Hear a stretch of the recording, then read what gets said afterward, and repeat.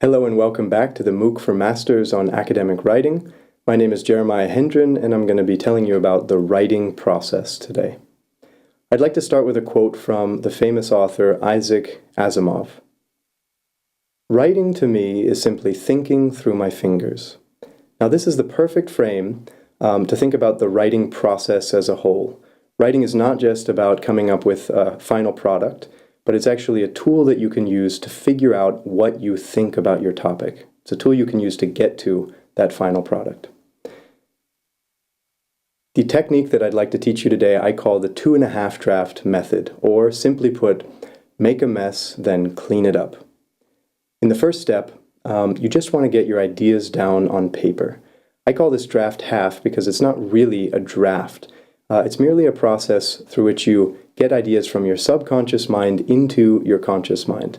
You impress yourself with all the different things that you actually know about your topic, but you didn't know that you knew about your topic. This is the most effective technique that I know to get over writer's block. When people say they have writer's block, usually the problem is that they're trying to write a perfect draft right when they sit down at the computer. So this draft half is a technique to make sure you never have writer's block again. So what I'd like you to do in a minute here is pause the recording and do an exercise that I call focused free writing. Now some of you might have done free writing before, which is where you simply write whatever comes to mind for 10 minutes, for example. This is a similar exercise, but it's focused free writing because you're going to try to respond to a specific question. So what you're going to do is first take out a blank piece of paper, and then I want you to write your question of the day at the top of that paper. Now your question of the day could be a very broad question like this: how can I make my research findings interesting to a wider audience? Now this would be a good question for somebody who has already finished a thesis or a journal article, for example, but maybe they just got invited to present their findings at a conference and they need to submit an abstract about their findings, and they need to write this in a way that non-experts can also understand, just as an example. Your question of the day could also be narrow, something like this: why do I disagree with so-and-so's findings?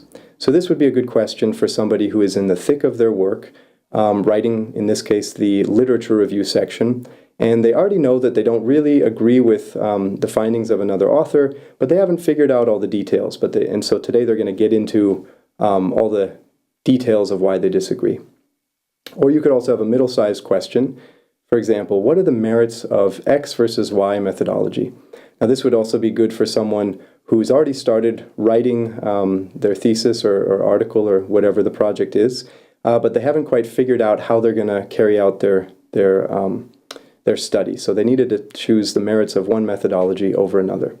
So I want you to just reflect on whatever you're writing on now and choose your own question of the day. Then you're going to set a timer for 10 minutes.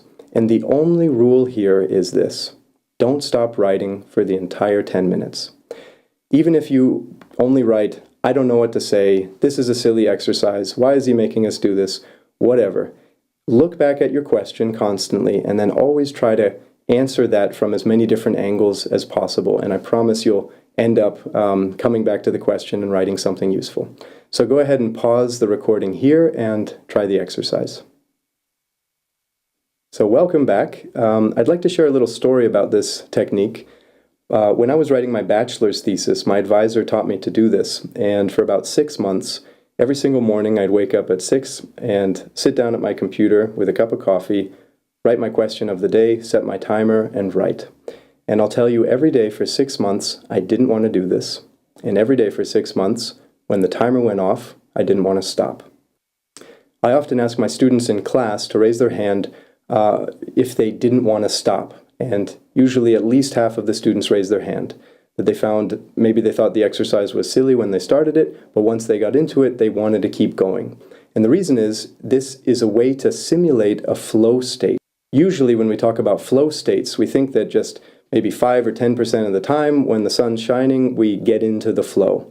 But if you want to be productive as a student or an academic, you have to be able to simulate the flow state, get into it anytime that you want. And this is a technique that lets you do that. I also always ask my students who surprised themselves with what came out of their pen in this process. And again, at least half of my students always raise their hand that they were shocked with what they didn't know that they knew, so to speak. And they were shocked at how this exercise helps bring such rich information from their subconscious into their conscious mind. So that's it for the draft half. We want to move on now to the first draft, which is where you're going to write out your text in a logical flow of ideas. This is the beginning of the clean it up phase of the writing process. An important point here is don't kill your rhythm. Don't suddenly invent reasons to have writer's block at this phase. You don't want to think at all about sentence construction yet, word choice, style, rhetoric, all these questions. That's going to come still later. You still just want to think about ideas. And I'm going to give you a practical technique to do this with the text that you just wrote. First, I want you to find a highlighter, or you could also just use a pen to underline if you like. And I want you to go back look at the text you wrote and highlight the important ideas or phrases. And then I want you to turn those highlights into 2 or 3 coherent sentences that answer your question of the day. So in the first phase, you were sort of vomiting out all your ideas, getting them onto the paper, and now you're cleaning it all up into coherent sentences that are a specific answer to your question of the day. So go ahead and pause the recording here and do this exercise. Okay, welcome back. So that was draft 1. Now moving on to draft 2. This is where you're going to polish your text following the principles of style. Now you haven't learned much about style yet, but this is going to come later on in this MOOC, where we'll talk about sentence construction and paragraph construction and so on.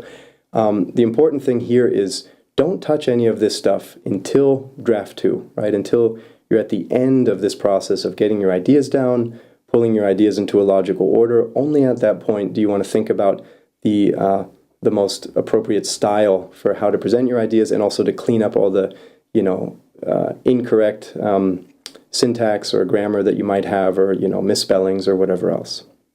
As I mentioned at the beginning, one of the main causes of writer's block is that people try to jump into this step right away from the beginning. So just keep in mind, all this polishing only comes at the end. Now, some of you might have asked yourselves whether an outline fits into this process somewhere.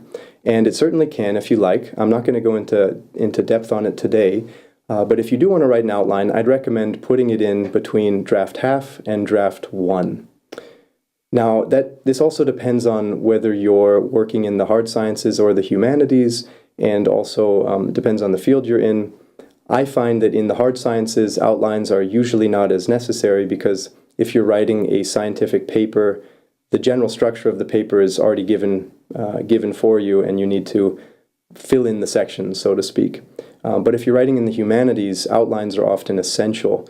If you're writing in philosophy or history, for example, you actually have to figure out from a macro perspective what you think and what you're going to say in your paper. So an outline would be very helpful there.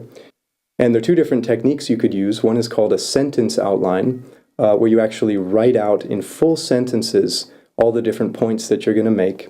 This can be a very effective technique if you want to test yourself to really see if you understand what you think you understand.